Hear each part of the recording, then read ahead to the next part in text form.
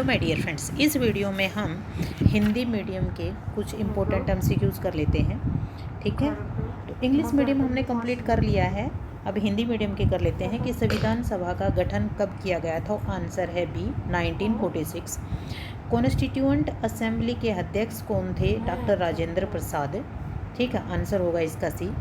संविधान सभा के सदस्य कौन थे? जनता द्वारा सीधे चुने गए थे। नेक्स्ट, संविधान सभा के राष्ट्रीय ध्वज को कब स्वीकार किया गया?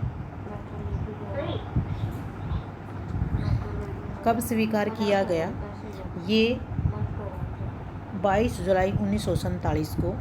ठीक है, निम्नलिखित में से कौन सर्वसम्मति से संविधान सभा का अध्यक्ष चुना गया था? तो डॉक्टर राजेंद्र प्रसाद। विधिक संप्रभुता भारतीय संविधान में निवास करती है, न कि हम लोगों में। जो विधिक संप्रभुता है वो ये भारतीय संविधान में निवास करती है। ठीक है, न कि हम भारत के लोगों में। तो आंसर होगा, ये किस केस में कहा गया था? केशवानंद भारती केस में कहा गया था। अब है, भारतीय संविधान बनाने वाली ड्राफ्ट कमेटी के अध्यक्ष कौन थे? तो डॉक्टर भीमराव अंबेडकर जी थे। भारतीय संविधान की उद्देशिका के पाठ का उद्देश्य है। आंसर होगा, व्यक्ति की गरिमा, राष्ट्र की एकता और अखंडता सुनिश्चित करना। नेक्स्ट है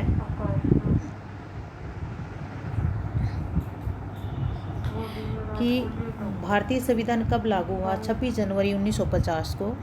भारत के संविधान की उद्देशिका का उद्देश्य, आंसर है सी, भारत के सभी नागरिकों को विचार, अभिव्यक्ति, विश्वास, धर्म व उपासना की स्वतंत्रता प्रदान करना। नेक्स्ट है, संविधान सभा द्वारा विरचित भारत के संविधान अंतिम रूप से अंगीकृत और अधिनियमित किया गया। ये कब किया गया था? ये 26 नवंबर 1949 को। लागू होता है तो 1950 में। ठीक है, नेक्स्ट है, संविधान के निर्वचन में उद्देशिका क्या करती है? ठीक है, जहाँ भी किसी उपबंध का अर्थ संदिग्ध है वहाँ ये प्रियम्बल यानी कि उद्देशिका सुसंगत होती है। अब धर्मनिरपेक्ष, पंथ निरपेक्ष, अखंडता शब्द कब जोड़े गए थे?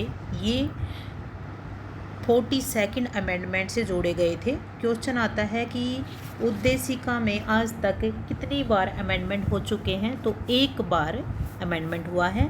कौन सा है? 1976 में 42nd अमेंडमेंट हुआ था। भारत के संविधान के उद्देश्य का निम्नलिखित में किसके द्वारा संशोधित की गई है? तो 42वें संविधान संशोधन द्वारा। भारतीय संविधान की उद्देशिका